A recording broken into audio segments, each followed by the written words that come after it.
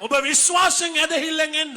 මරණයට ලියපු දරුවන් දෙවිඳුන් සුව කරනවා. බලන්න මේ සාක්ෂිය. මම දරුවා අරන් ආවේ දැන් මාස 3කට විතර උඩදී මගේ දරුවට ලේ පිළිකාවක් තියෙන්නේ.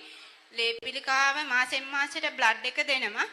දැන් මම ඊයේත් හොස්පිටල් ගිහිල්ලා ආවේ මම බ්ලඩ් එක දීගෙන. දැන් මාස 2කට විතර උඩදී ડોක්ටර් අක්මාව බලලා කිව්වා අක්මාවේ එන්සයිම පිට වෙනවා වැඩි. අක්මාව අවුල් යාගෙන එන්නේ කියලා. ඉතින් මම අනාගත වෛද්‍යතුමා ගාවට ඇවිල්ලා කිව්වා. ඊට පස්සේ අනාගත වෛද්‍යතුමා මේ සති 4කින් රිපෝට් එක ගන්න කිව්වා.